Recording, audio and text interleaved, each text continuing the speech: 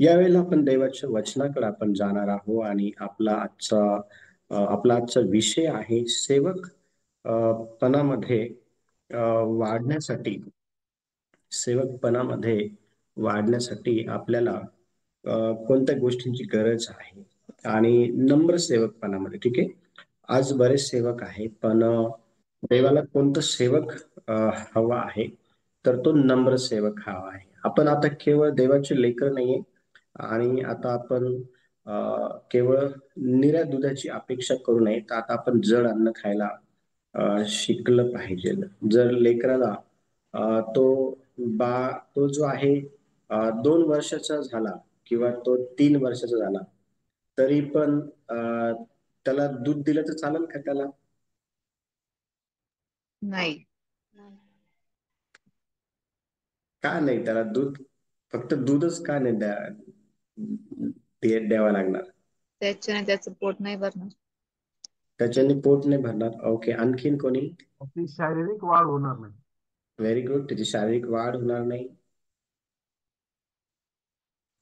आणखीन का तुम्ही त्या लेकराला फक्त हा तो दूधच देणार नाही? जड अन्न खाण्यासारखा झालाय, त्याला दात पण आलेले राहतात. दात आलेले असतात, खाण्यासारखा तो झालेला आहे. Very good. येस, सर्वजण बोला. का तुम्ही 2 वर्षाच्या 3 वर्षाच्या लेकराला फक्त दूधच पाजणार नाही? का? काय रिझन काय आहे? कारण काय आहे? त्याला तुम्ही जेवण काय द्याल तुम्ही?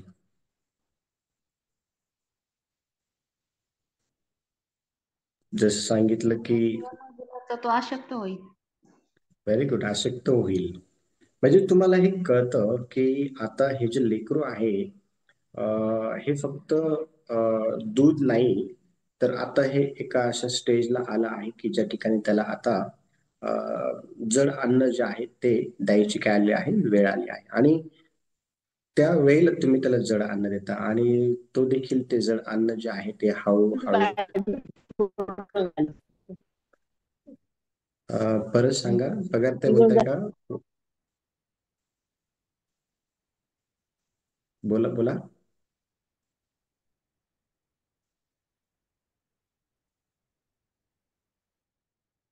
ओके. तुम्हाला हे कळतं की त्याला जे आहे आता ते जे लेकरू आहे ते हळूहळू जड अन्न जे आहे ते खायला लागतं आणि एक अशी स्टेज येते की त्या ठिकाणी त्याला काही पण दिलं जड अन्नामध्ये खायला तर तो खाऊ शकतो आणि ते पचवू शकतो. इतक्या क्षमतेचं ते जे लेकरू आहे, लेकर म्हणताना नाही पण आता मोठं झालं आहे तर त्याला ती क्षमता आली आहे. देवाच्या बाबतीमध्ये असंच आहे. ज्या वेळेला ए फॉर ऍपल शिकवायचं होतं ते शिकवलं, ठीक आहे. आणि आता तुम्हाला त्या गोष्टी ज्या आहेत ज्या अतिशय हलक्या आहेत, तुम्हाला समजण्यासारख्या आहे, आता त्या त्या शिकवून झाल्या आहेत. आता थोडं जड जे काही आहे ना ते आपण शिकण्याकडं जवळपास जवळपास आपण ते शिकण्याकडे 7-8 वर्षापासून 6-1 वर्षापासून आपण वळालेलो आहे, ठीक आहे. आणि अजून पण अनेकांना जड अन्न पचवायची सवय जी आहे ती अजूनपर्यंत लागलेली नाहीये. आणि म्हणून असे काही वेगवेगळे विषय पवित्र आत्म्याच्या साहाय्याने तुम्हाला शिकवले जातात अशासाठी की तुम्हाला ते समजावं आणि त्याप्रमाणे तुम्ही तुमच्या स्वतःला जे आहे देवाच्या प्रतिरूपामध्ये रूपांतरित करून घ्यावं. वचनाच्या अध्ययनाच्या द्वारे, प्रार्थनेच्या द्वारे, उपवासाच्या द्वारे, वचन सांगतो त्या प्रकारे स्वतःला वागणुकीच्या द्वारे, पवित्र आत्म्याच्या द्वारे, देवाकडे पाहून म्हणजे अशा अनेक गोष्टी करण्याच्या द्वारे. तर हे आहे खरं ख्रिस्ती जीवन. आता तुम्ही सेवक बनण्याच्या प्रोसेसमध्ये तुम्ही सेवक आहात आता. पण कोणते सेवक आहेत? जगामध्ये खूप सेवक आहे आणि ते जे सेवक आहे ना त्यांचं सेवक पण ज्यावेळेला आपण पाहतो त्यावेळेला त्यामध्ये त्यामध्ये अशा गोष्टींचा समावेश नाही जे देवाला आवडतात. देवाला कोणत्या प्रकारचं सेवक पण आपण करत राहावं किंवा कोणत्या प्रकारचं सेवक आपण असावं हे जर आपल्याला आज शिकून घ्यायचं आहे तर प्रत्येक वचन वाचणं गरजेचं आहे, अंडरलाईन करणं गरजेचं आहे. जे मुद्दे तुम्हाला शिकवले जातात त्यावरती मनन करणं गरजेचं आहे, ते लिहून घेणं गरजेचं आहे. आणि आज आपण शिकणार आहोत नम्र सेवकपणामध्ये वाढण्यासाठी आपण काय केलं पाहिजे? नम्र सेवकपण, फक्त सेवकपण सेवकपण. आणि मला आठवतं ज्यावेळेला मी बायबल स्कूलमध्ये होतो आणि त्या ठिकाणी मी देवाचं वचन शिकण्याच्या अनुषंगाने गेलो होतो आणि त्या ठिकाणी आमचे जे काही आपण त्याला म्हणतो की आम्हाला काम लावून देण्यात आलं त्या ठिकाणी ह्या दिवशी हे करल, ह्या दिवशी हे करल, ह्या दिवशी हे करल. आणि त्या ठिकाणी आम्हाला जे आहे मला आणि माझ्या एका मित्राला त्या ठिकाणी वॉशरूम साफ करण्याची ड्युटी आम्हाला दिली आणि जे काही बाथरूम आहे ते साफ करण्याची ड्युटी आम्हाला दिली, वॉशरूम टॉयलेट साफ करण्याची ड्युटी आम्हाला दिली. आणि त्या ठिकाणी आमचा जो इगो आहे तो हर्ट झाला आणि म्हटलो की आम्ही ह्या ठिकाणी वॉशरूम साफ करण्यासाठी आलेलो नाहीये, टॉयलेट साफ करण्यासाठी आम्ही आलेलो नाहीये. आणि त्या ठिकाणी ते जे सर होते त्यांनी आम्हाला म्हटलं ठीक आहे, काही हरकत नाही, तुम्हाला साफ नाही करायचं नका करू. आणि आमच्या जागेवर जे सेकंड इयरला होते त्यांनी ते वॉशरूम साफ करायला पाठवलं. आम्ही फर्स्ट इयरला होतो आणि मग ते गेले आणि त्यांनी ते साफ केलं. खूप आनंदामध्ये त्यांनी ते साफ केलं आणि आम्हाला फक्त म्हटलं की तुम्ही इथं बसून राहा, फक्त ते काय करतात ते बघा. आणि आम्ही त्यांना नोटीस केलं. इतकं आनंदामध्ये कुणालाही काम न सांगता प्रत्येकाने आपापले काम अतिशय प्रामाणिकपणे, त्यांना बघायला कोणी नव्हतं तरी त्यांनी अतिशय प्रामाणिकपणे त्या ठिकाणी ते वॉशरूम, ते बाथरूम, टॉयलेट सगळं काही चकाचक केलं. निरमा वगैरे टाकून ते घासलं आणि त्या ठिकाणी फिनेल टाकण्यात आलं आणि खूप सुंदर त्यांनी ते केलं. आम्ही त्यांना बघितलं आणि मग सर्व जे मुलं आहेत ते त्या ठिकाणी ते वापरण्यासाठी, वॉशरूम वापरण्यासाठी गेले. आणि आम्ही ज्यावेळेस आमच्या रूममध्ये आलो, आमच्या डॉर्मेटरीमध्ये, आणि आम्ही दोघं जण एकमेकांकडे बघायला लागलो आणि त्याला म्हटलो की आम्हाला अ, आपल्याला हे इतकं सहज का करता आलं नाही आणि यांना हे इतकं सहज का करता आलं, हे आम्ही एकमेकांना विचारत होतो. आणि त्या ठिकाणी आम्हाला आमच्या प्रश्नाचं उत्तर मिळालं नाही. आणि मग काही दिवस लोटल्यानंतर आम्हाला त्या ठिकाणी खरं नम्र सेवकपण काय आहे हे शिकवण्यात आलं. आणि त्या ठिकाणी आम्ही आमच्या चुकीची कबुली दिली आणि आम्ही आमच्या त्या सरांकडे गेलो, वॉर्डनकडे, आणि त्यांना म्हटलं की आम्ही तुमचं ऐकलं नाही आणि त्या कामामध्ये आमचा इगो हर्ट झाला आणि त्या ठिकाणी आम्ही तुम्हाला नाही म्हटलं. पण खरं सेवक पण काय आहे, नम्र सेवक पण काय आहे हे आम्हाला समजलं. आणि तिथून आमच्या जीवनामध्ये खऱ्या अर्थाने एक बदल आमच्या जीवनामध्ये आला, एक एक ट्रान्सफॉर्मेशन आमच्या जीवनामध्ये आलं. मला तुम्हाला हे सांगायचं आहे की देव हा आपल्यामध्ये काय पाहू इच्छित आहे हे समजून घ्या. कारण देवाच्या दृष्टिकोनातून आपण जर नम्र सेवक जर बनलो तर निश्चित अर्थाने आपलं आपला उपयोग देव त्याच्या राज्याच्या वाढीसाठी करून घेतल्याशिवाय राहणार नाही आणि आपला उपयोग अनेक लोकांना अंधारातून प्रकाशाकडे आणण्यासाठी करून घेतल्याशिवाय राहणार नाही. आणि म्हणून आजचा विषय शिकणं फार गरजेचं आहे. आणि यामध्ये आपण सर्वात पहिली गोष्ट पाहणार आहोत ती ही की स्वतःला कमी लेखणं आणि परमेश्वरावरती अवलंबून राहणं हे प्रत्येक देव माहिती असलेल्या व्यक्तीने करणं गरजेचं आहे. ठीक आहे. पहिली गोष्ट, नम्र सेवकपणामध्ये वाढण्याकरता आपण काही केलं पाहिजे. त्यातला पहिला जो मुद्दा आहे तो हा आहे, स्वतःला कमी लेखणे आणि परमेश्वरावरती अवलंबून राहणे. आता आपण आपल्या स्वतःचं आत्मपरीक्षण आपण करू आज दिवसभराचं. ठीक आहे. फक्त दिवसभराचं, सकाळपासून तर आता ह्या वेळेपर्यंत. आणि विचार करा की आपण दिवसभरामध्ये अनेक ठिकाणी गेलो असेल, आलो असेल, किंवा अनेकांशी आपलं कम्युनिकेशन झालं असेल, बोलणं झालं असेल. आणि ह्या सर्व एकंदर दिवसभराच्या कामांमध्ये आपण आपल्या स्वतःला कमी लेखून परमेश्वरावरती एखादं काम करण्याच्या अनुषंगाने अवलंबून राहिलेलो आहे का? आत्ताच्या दिवसाचं आपण अवलोकन करू. आणि लक्ष द्या, आपण ज्यावेळेला आपल्या स्वतःच्या जीवनामध्ये स्वतःच्या गोष्टींचं अवलोकन करताना तर ते बेस्ट असतं. दुसऱ्यांनी आपल्या जीवनाचं अवलोकन करणं यापेक्षा आपण आपल्या स्वतःच्या जीवनाचं अवलोकन करणं हे चांगलं आहे. हे चांगलं आहे. का माहिती का? कारण आपण आपल्या स्वतः सोबत प्रामाणिक राहू शकतो. आणि आपण आपल्या स्वतःसोबत ज्या ज्या भागात प्रामाणिक राहतो ना, तो प्रत्येक भाग परमेश्वर देवाला माहिती आहे. मग पहिली गोष्ट आपण काय पाहत आहोत, जर आपल्याला नम्र सेवक बनायचं आहे तर आपण आपल्या स्वतःवरती अवलंबून राहणं हे सोडलं पाहिजे. आपण आपल्या स्वतःवरती अवलंबून राहण्याऐवजी परमेश्वर देवाने आपल्याला ह्या जगामध्ये यासाठी आतापर्यंत हयात ठेवला आहे की आपण त्याच्यावरती अवलंबून राहून आपल्या दिवसाची सुरुवात करायची. तुम्ही बघा, सकाळ झाल्यानंतर ज्यावेळेस तुम्ही पहाटे पहाटे मे बी तुम्ही जर लवकर उठलेला असाल तर तुम्हाला पक्ष्यांचा आवाज येतो ऐकायला.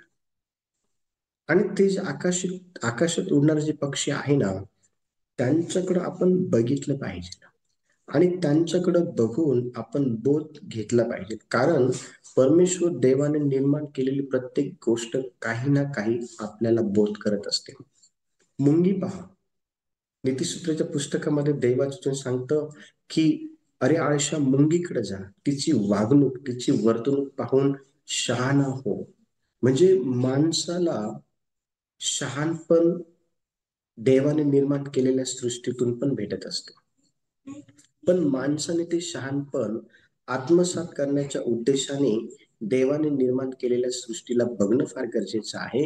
आणि ज्या वेळेला तुम्ही देवाने निर्माण केलेल्या सृष्टीला शहाणपण प्राप्त करून घेण्याच्या उद्देशाने बघाल ना, त्यावेळेला निश्चित अर्थाने तुम्हाला हे समजल की संपूर्ण सृष्टी ही परमेश्वरावरती अवलंबून आहे, फक्त आपणच त्याच्यावरती अवलंबून नाही. आपण आपल्या बुद्धीवरती अवलंबून राहतो. आपण आपल्या इन्कम सोर्सवरती अवलंबून राहतो. आपल्याकडे असणाऱ्या ज्या काही गोष्टी आहे ना, त्यावरती आपण अवलंबून राहतो. पण आपण हे विसरतो की हे सर्व परमेश्वर देवाने आपल्याला दिलं आहे अशासाठी की आपण त्यावर अवलंबून न राहता ज्याने ते आपल्याला दिलेलं आहे त्याच्यावरती आपण अवलंबून राहावं. आणि तो कोण आहे? तर तो देव आहे. आणि बघा, आपण पाहतो ज्यावेळेस आपण वचन वाचतो, आपण मत्तयाचं पुस्तक 23 अध्याय आणि वचन 12 आपण काढू. थँक्यू पवित्र आत्मा. मत्तयाचं पुस्तक आपण काढू यावेळेला 23 अध्याय. जो कोणी जो कोणी स्वतःला उंच करील तो नमवला जाईल आणि जो कोणी स्वतःला नमवेल तो उंच केला जाईल. Very good. ह्या ठिकाणी बघा वचनामध्ये काय सांगत आहे.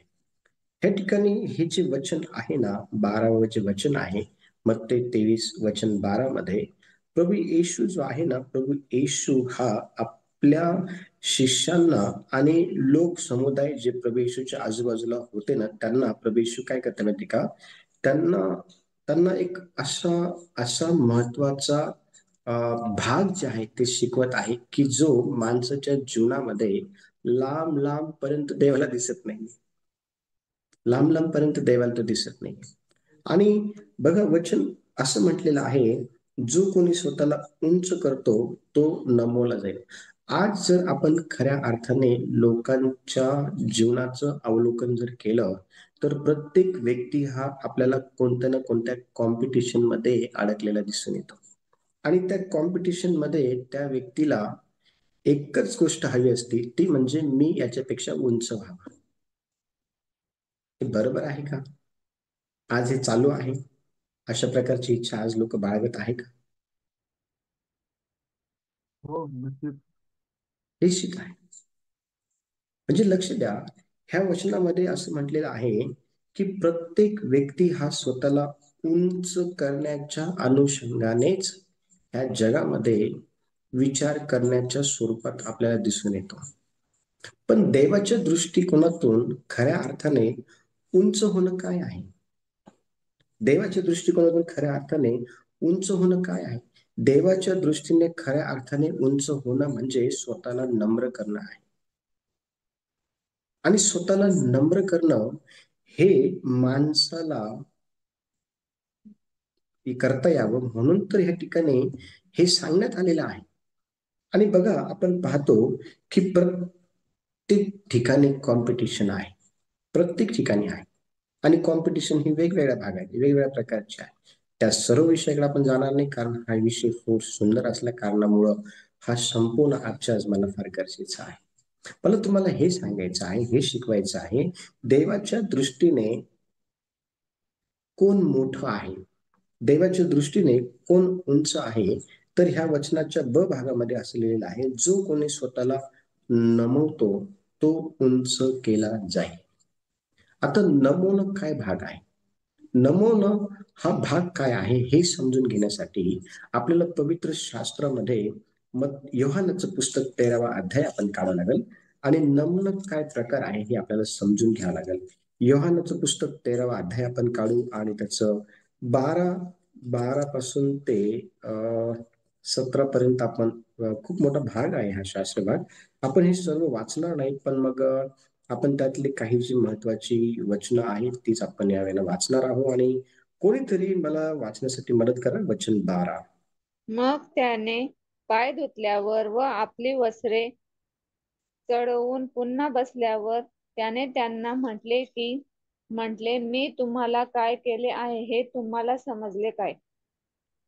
Very good. आणि 13 पण वाचायचं? त्याचं 13 पण 14 वाचायचं वचन दादा? नाही, 14. ते 14 वचन. हो, म्हणून 14 मी आणि प्रभू 15 व वचन. गुरु म्हणून मी प्रभू व गुरु असूनही जर तुमचे पाय धुतले तर तुम्हीही एकमेकाचे पाय धुतले पाहिजे. कारण जसे मी तुम्हाला केले तसेच तुम्हीही करावे. म्हणून मी तुम्हाला कित्या घालून दिला आहे. Very good. काय म्हणत या ठिकाणी येशू? खरं नम्र सेवक पण काय आहे?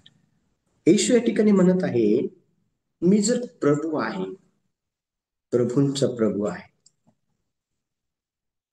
प्रभू येशू जो आहे ना, लक्ष द्या, प्रभू येशू हा ज्ञान आहे, ज्ञान.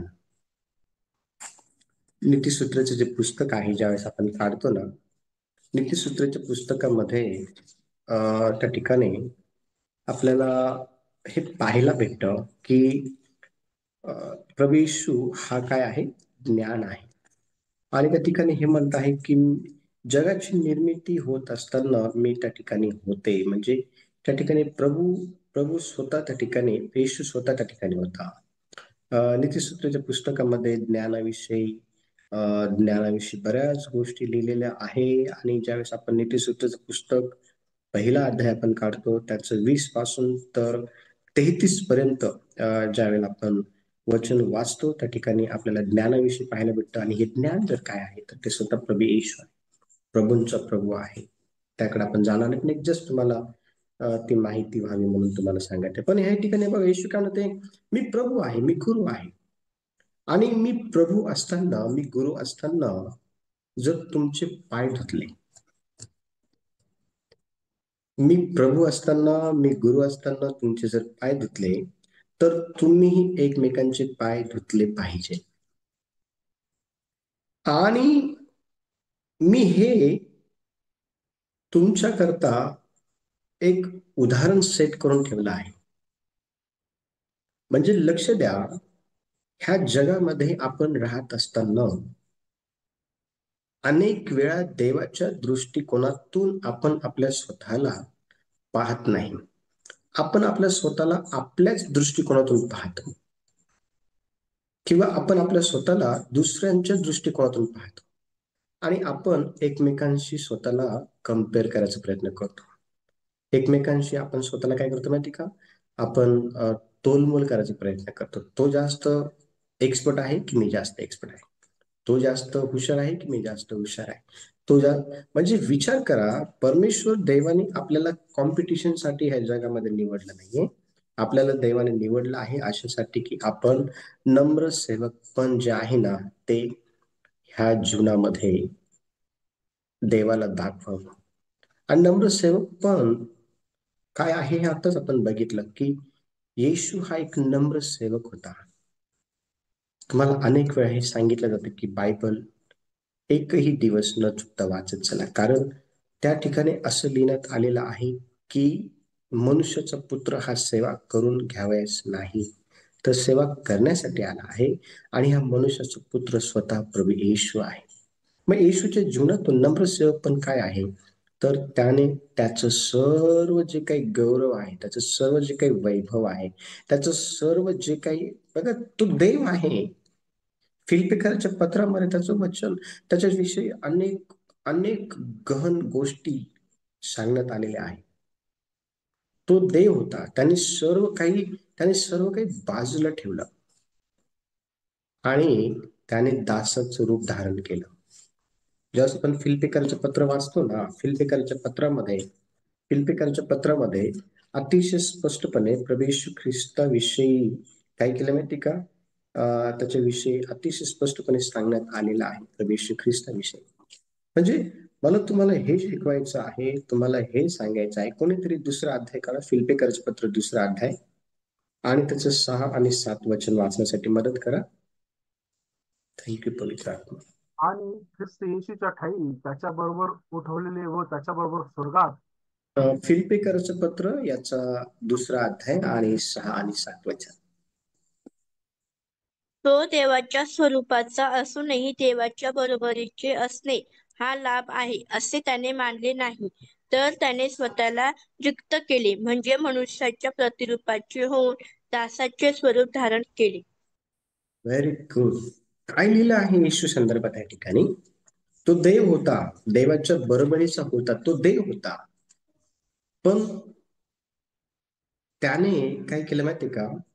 त्याने मनुष्याचं रूप धारण केलं आपल्यासारखं, आणि त्यातल्या त्यात तो त्याच्या पण खाली जर आपण बघतो काय आहे, तर तो आहे दासाचं स्वरूप त्याने धारण केलं. इथं आपण थोडं काही आपल्याला मान सन्मान भेटला की आपण समोरच्या व्यक्तीला तुच्छ मानतो.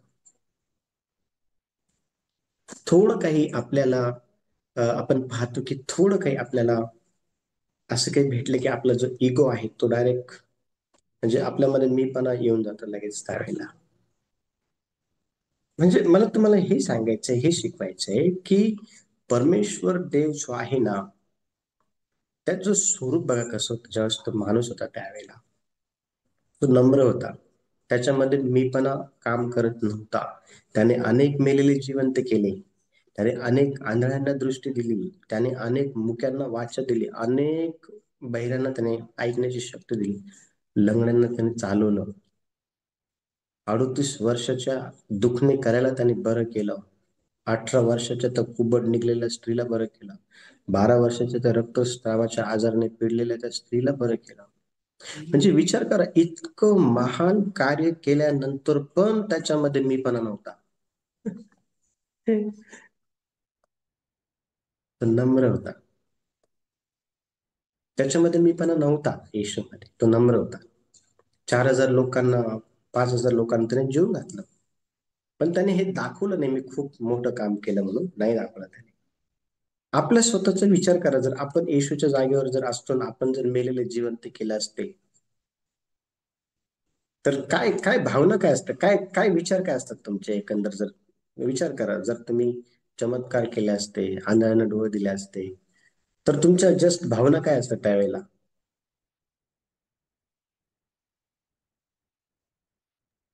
काय तुमच्या भावना असतात? लोक देवापेक्षा स्वतःला मोठं समजतात. सॉरी, असे जे लोक आहेत जे करून आज म्हणजे आज जगामध्ये करतायत, असं काही लोक म्हणजे जे वाईट गोष्टींमधून द्वारे करतायत, परंतु जर असं कोणी केलं तर मग असे लोक गर्वाने स्वतःला देवापेक्षा श्रेष्ठ समजतात. Very good, thank you so much. तुमचा विचार मांडला. स्वतःला म्हणजे ग्रेट समजतात ना. आणखी कोणी म्हणजे असं विचार वाटतं करा. की येस, मी जे करतो ते कोणीच करू शकत नाही. हा म्हणजे बघा आता कसं माइंडसेट चेंज झालंय त्याचं. मी जे करतो ते कोणीच करू शकत नाही, हे फक्त माझ्याकडूनच होऊ शकतं. येशूने कधी असं केलं नाही, येशूने कधी नाही केलं असं. आणि त्याने त्याच्यामधून ते ऍटिट्यूड पण दिसलं नाही की मी हे केलं आणि तुम्ही आता माझ्यापासून लांब व्हा, तुम्ही आता इकडं तिकडं. म्हणजे तुम्ही विचार करा, आज आज अनेक ठिकाणी आपण पाहतो की ह्या गोष्टी आपल्याला पाहायला भेटत नाही, नम्र सेवकपणाच्या. मी अनेक सेवकांना बघतो, मी जस्ट त्यांची हे नाही करत, काय म्हणता, त्यांना मी नावं नाही ठेवत, पण मी जस्ट अनेक सेवकांकडे बघतो आणि ते जे करतात ते करत नाही, त्यांच्याकडनं देव करून घेतो अशासाठी की अंधारातल्यांना प्रकाशामध्ये आणावं, त्यांचं तारण व्हावं, त्यांचा नाश होऊ नये. तर देव त्यांचं उपयोग त्यावेळेला करून घेतो. परंतु ज्यावेळेला अशा काही गोष्टी त्यांच्याकडनं देवाच्या आत्म्याच्या सहाय्याने होतात, त्यावेळेला तुम्ही बघा एकंदर त्यांचं जे काही स्वभाव आहे त्याच्यामध्ये किती बदल जो आहे तो येऊन जातो. अनेक भागांमध्ये त्यांचा बदल होतो. तो भाग नाही आपल्या शिकण्याचा, पण एक जस्ट मला एक उदाहरण देत आहे. तर आपण काय केलं पाहिजे? स्वतःला कमी लेखलं पाहिजे आणि परमेश्वरावरती अवलंबून राहायला पाहिजे. तर आपल्या जीवनामध्ये आपण नम्र सेवकपणाने भरून जाऊ, नाहीतर भरणार नाही. तर आपण ही प्रार्थना केली पाहिजे रोज, देवा मला तुझ्यावरती अवलंबून राहणं शिकव आणि मला मला माझ्या स्वतःला तू रिक्त कर, कमी कर, मला मला खाली कर, मला तुझ्या स्वभावाने भर आणि देव भरल. दुसरा जो मुद्दा आहे तो हा आहे, दुसऱ्यांच्या फायद्याचा विचार करणे. ठीक आहे. दुसरा जो मुद्दा आहे नम्रसेवकपणामध्ये, दुसऱ्यांच्या फायद्याचा विचार करणे. आता ह्यामध्ये आपण पाहतो की आपण आपल्या स्वतःच्या फायद्याचा विचार करतो, दुसऱ्यांच्या फायद्याचा विचार आपण करत नाही. आणि स्वतःच्या फायद्याचा विचार आपण इथपर्यंत करतो की दुसऱ्यांचं नुकसान झालं तरी चालत. पण काही अशा प्रकारची जी काही एकंदर विचारसरणी आहे किंवा वागणूक आहे, ही देवाच्या लेकरांना, देवाच्या नम्र सेवकाला ती शोभा देते का? वचन काय सांगते पहा, फिलिप्पीकरांचं पत्र 2 अध्याय आणि वचन 3 आपण वाचू. वचन 3,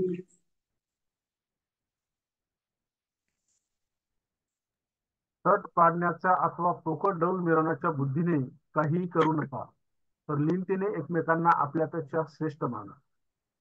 व्हेरी गुड. आपण आपल्यामध्ये हा स्वभाव आला पाहिजे की आपण इतरांना आपल्यापेक्षा श्रेष्ठ मानलं पाहिजे. आणि हे हे फार कठीण जातं, हे फार कठीण जातं. आपण पाहतो की ज्यावेळेला योहान आणि याकोब आपली आई हिला घेऊन येशूकडे आले, त्या वेळेला त्या 2 शिष्यांना घेऊन बाकीचे 10 जण जे आहे ना, ते आपसामध्ये वादविवाद करू लागले आणि त्यांच्या त्या वादविवादामुळं हे निदर्शनामध्ये आलंय येशूच्या की हे एकमेकांना जे आहे ते श्रेष्ठ मानण्यामध्ये कमी आहे. आणि येशूने त्यांना सांगितलं की ज्याला मोठं व्हायचं असेल त्याने लहान झालं पाहिजे.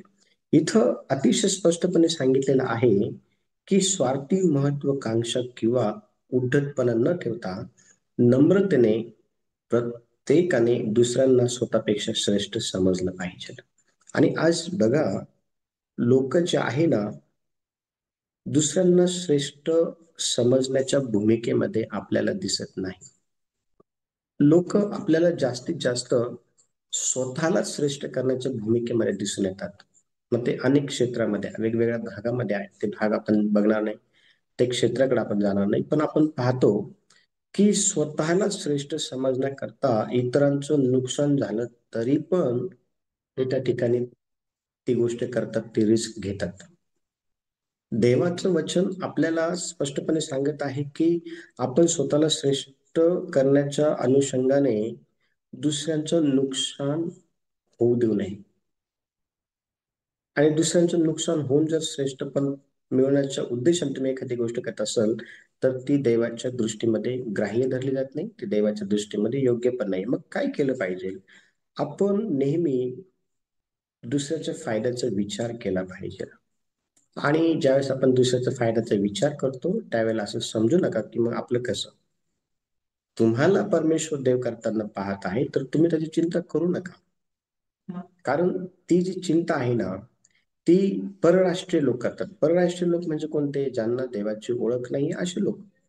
तुम्हाला त्याची चिंता करायची गरज नाहीये. तुम्हाला फक्त येशूच्या पावलावर पाऊल टाकून चालायचं आहे. आणि काय आहे येशूच्या पावलावर पाऊल टाकून चालणं?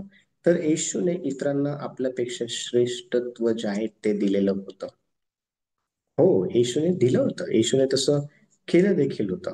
बघा, ज्याने येशूला धरून दिलं त्याला येशूने सोबत जेवणाला बसवलं. येशूने भेदभाव नाही केला. येशूला माहिती होतं हा व्यक्ती माझ्यासोबत वाईट वागणार आहे. येशूला माहिती होतं की याने चांदीच्या 30 रुपयांकरता शिक्क्यांकरता माझा सौदा केला. येशूला माहिती होतं. पण येशूचं हृदय बघा. येशूने त्या ठिकाणी त्याचं दुसऱ्यांना श्रेष्ठत्व त्याने दिलं. आणि बघा वचनामध्ये काय म्हटलेलं आहे, मत्तयाचं पुस्तक 14वा अध्याय आणि 13 ते 21 वचन ज्यावेळेस आपण वाचतो ना, तर त्या वचनामध्ये आपल्याला पाहायला भेटतं की येशूने स्वतःचा विचार न करता लोकांची जी काही भूक आहे ती भागवली. म्हणजे येशूने कुणाला महत्व दिलं त्या ठिकाणी त्या वचनामध्ये. त्याचं हेडलाईन वाचा कृपा करून. हेडलाईन 5,000 भोजन. Very good. 5,000 जी लोक होती ना, त्या 5,000 लोकांना प्रभू येशू ख्रिस्ताने श्रेष्ठत्व दिलेलं आपल्याला पाहायला भेटतं. आणि श्रेष्ठत्व देणं चांगलं आहे. देवाला ते आवडतं. देवाने स्वतः ते दिलेलं आहे. कारण वचनात स्पष्टपणे म्हटलेलं आहे की प्रभू येशू ख्रिस्त ह्या 5,000 लोकांना जेवू घालण्या अगोदर बघा काय त्या ठिकाणी घडलं. वचन 14 वाचा. मग त्याने बाहेर येऊन मोठा लोक समुदाय पाहिला. तेव्हा त्याचा त्याला कळवळा आला आणि त्यांच्यातील दुखणेकऱ्यांना त्याने बरे केले. Very good. आता बघा ह्या ठिकाणी आपण दुसऱ्यांना श्रेष्ठत्व पण हे त्याच वेळेला देऊ शकतो ज्या वेळेला आपल्या मनामध्ये संबंधित व्यक्तीबद्दल कळवळा असतो. कळवळा हा प्रभू येशूच्या ठायी होता. कळवळाने प्रभू येशू भरलेला होता. आणि बघा कळवळा हा प्रत्येक ख्रिस्ती व्यक्तीमध्ये प्रभू सारखाच असणं गरजेचं आहे. का?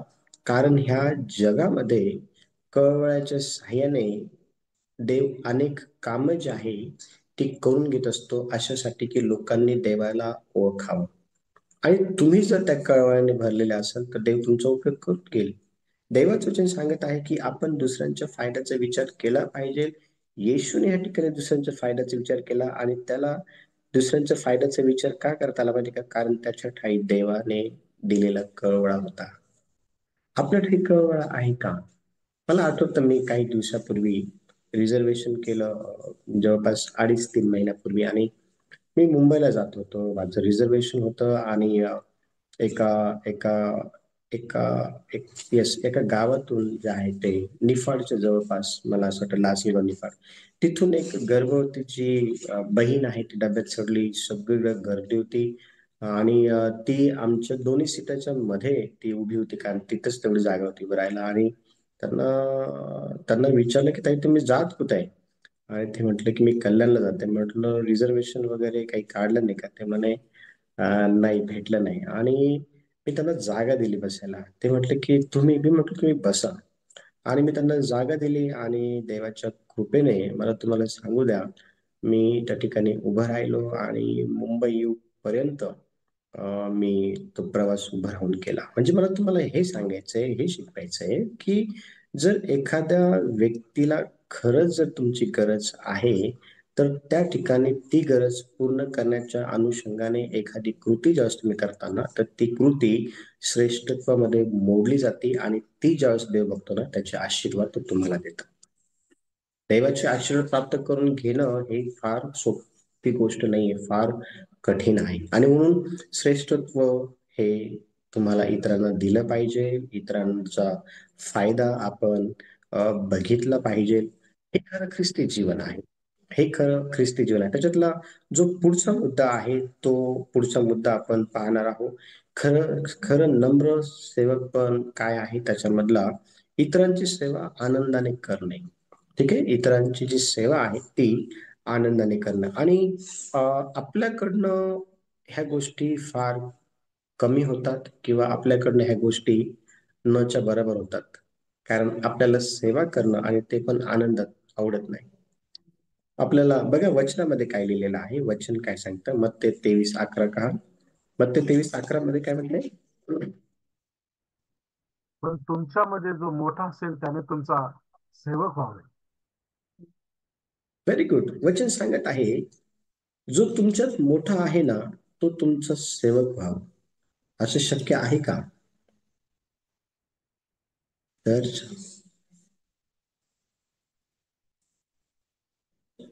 हो आहे. तुमच्यामध्ये जो मोठा असेल त्याने तुमचा सेवक व्हावे.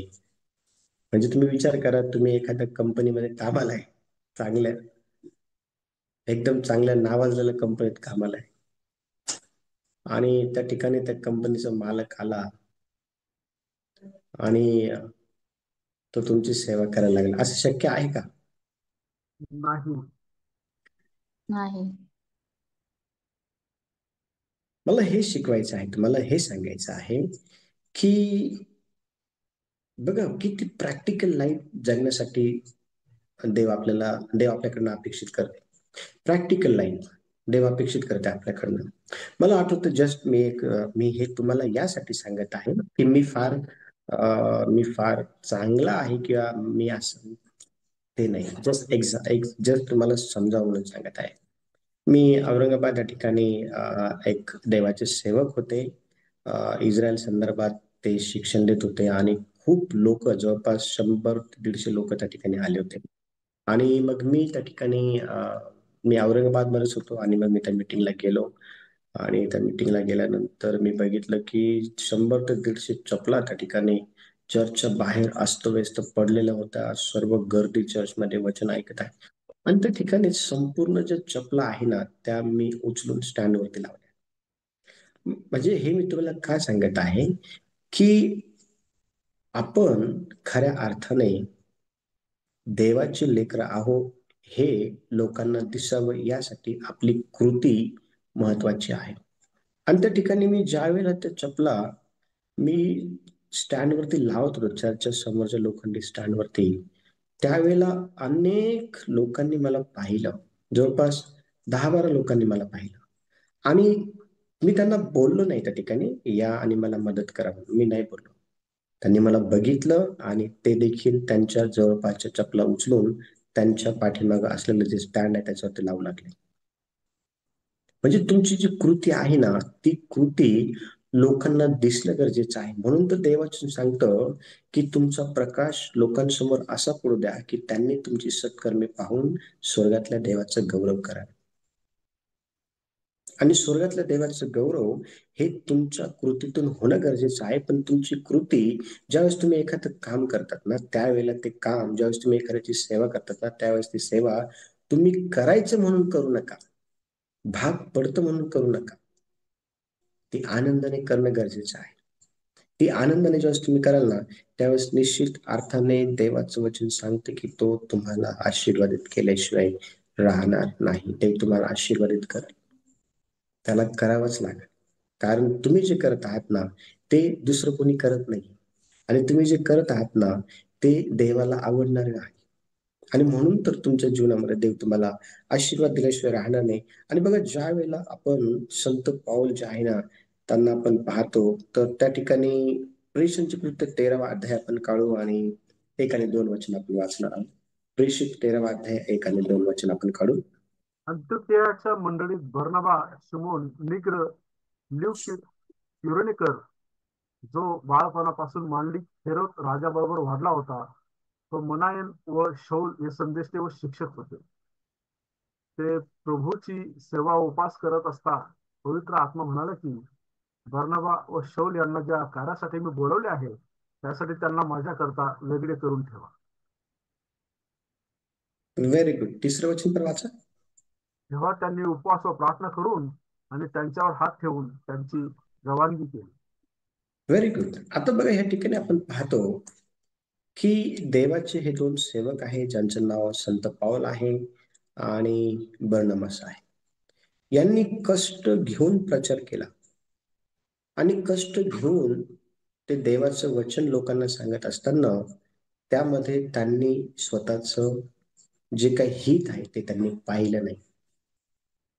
लक्ष द्या, ज्यावेळेस तुम्ही आनंदाने इतरांची सेवा कराल ना, त्यावेळेला त्यामध्ये स्वतःचं जे हित आहे ते न पाहता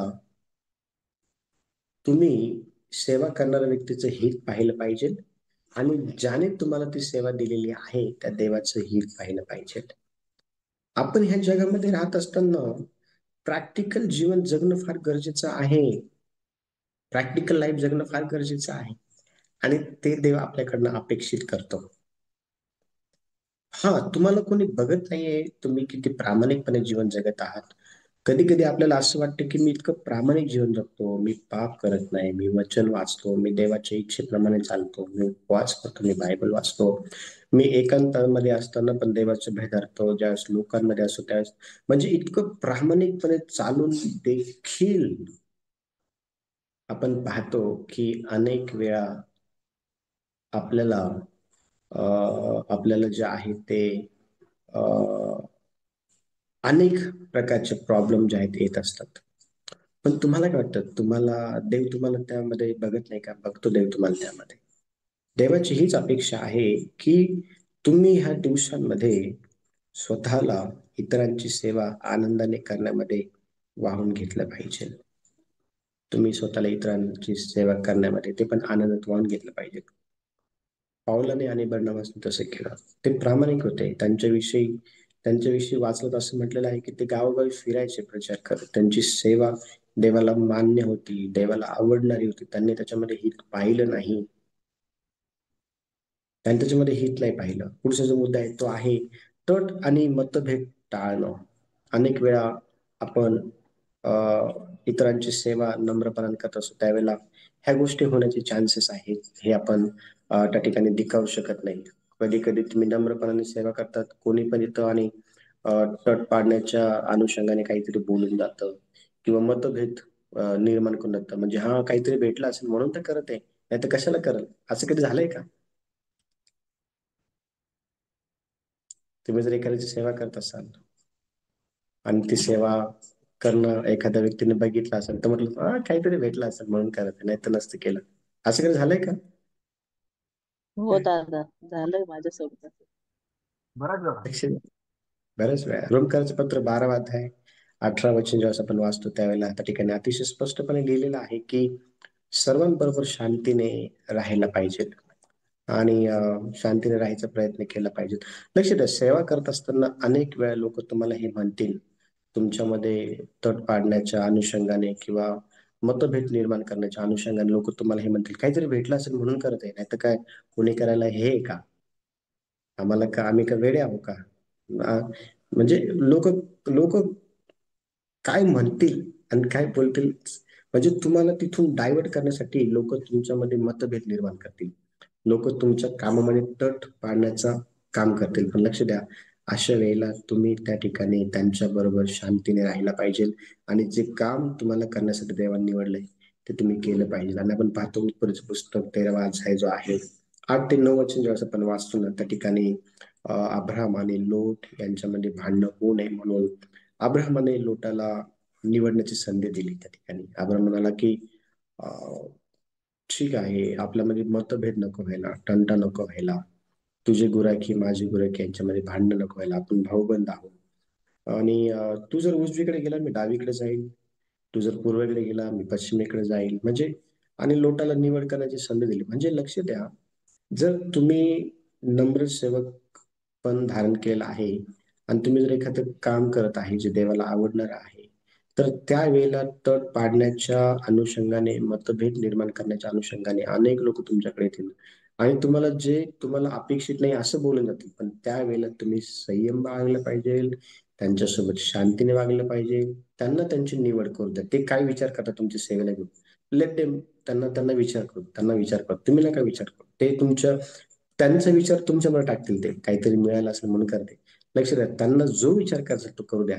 देव तुमच्याविषयी जो विचार करतो ना तो सर्वश्रेष्ठ आहे, तो तुमच्या हिताचा आहे. आणि त्याच्यानंतर पुढचा जो मुद्दा आहे तो आहे क्षमाशीलता ठेवली पाहिजे. आणि क्षमाशीलता ठेवण्यासाठी आपण काय केलं पाहिजे, आपल्याला राग यायला नको. ठीक आहे, जर कोणी आपण सेवा करत आहोत प्रामाणिकपणे इमानदारीने देवाला भिवून आणि कोणीतरी येतं आणि आपल्याला हर्ट करतं, त्यावेळेला आपण आपलं रिॲक्शन काय आहे त्यावेळेला. कलसीकरचं पत्र 3रा अध्याय 13वे वचन आहे, त्या ठिकाणी वचन सांगतो आपण सहनशील असलं पाहिजे, क्षमाशील आपण असलं पाहिजे. लोक लोक लोकांना जे काही बोलायचं ते बोलू द्या, पण तुम्ही त्यावेळेला तुमचा जो स्वभाव आहे जो देवाकडनं तुम्हाला प्राप्त झालेला आहे नम्र सेवक पण इतरांना दाखवण्यासाठी, तो कोणता आहे? सहन करा, क्षमाशील असा. आणि कोण क्षमाशील राहिला का पवित्र शास्त्रामध्ये? हो, लुकृष्य वर्तमानाच्या 23व्या अध्यायाच्या 34 वचनामध्ये आपण पाहतो की येशूला क्रुसावरती खेळण्यात आलं आणि येशूची प्रार्थना होती, यांना क्षमा कर, कारण हे काय करतात त्यांना ठाऊक नाही. त्या ठिकाणी येशूचं नम्र सेवक पण दिसतं. हो, येशूचं नम्र सेवक पण पहा. येशू देवाचा पुत्र होता, येशू देव होता. हे लोकांना नंतर कळालं, ज्यावेळेस त्यांनी म्हटलं की हे पित्या, मी आपला आत्मा तुझ्या हाती सोपवतो. नंतर त्यांना कळालं, ज्यावेळेस पडदा फाटला, भूकंप झाला, अनेक मेलेले जे आहेत ते स्वर्गामध्ये गेले, त्यावेळेस त्यांना कळालं की हा खरोखर नीतिमान पुरुष होता, खरोखर देवाचा पुत्र होता. लक्ष द्या, लोक तुम्हाला लगेच ओळखणार नाही, त्यांना तुम्हाला ओळखायला वेळ लागेल. आणि म्हणून लगेच तुम्ही प्रतिक्रिया देऊ नका. त्या ठिकाणी लगेच तुम्ही तुमची प्रतिक्रिया देऊ नका. लोकांकरता क्षमाशील हृदय ठेवा, लोकांकरता सहनशील हृदय तुमच्याकडे असू द्या. आणि लक्ष द्या, असं जर असेल तर आपल्याला नम्र सेवकपण जे आहे ते करण्यामध्ये सहज जाईल. पुढचा मुद्दा आहे, कोणतेही काम लहान समजू नका. आणि त्याचा पुढचा मुद्दा आहे, नम्रतेने शिक्षण आणि सुधारणा जीवनामध्ये स्वीकारली पाहिजे. जर याचे रेफरन्स तुम्हाला पाहिजे असेल, मुद्दा क्रमांक 6चं कोणतेही काम लहान समजू नका, तर त्याचा मुद्दा क्रमांक आहे लूका वर्तमान 16वा अध्याय आणि त्याचं 10वं वचन. 6 नंबरचा मुद्दा आहे, कोणतेही काम लहान समजू नका. आणि त्याच्यानंतर 1 शमूएल 16वा अध्याय 11 ते 13 ही वचन आहे त्याची रेफरन्स.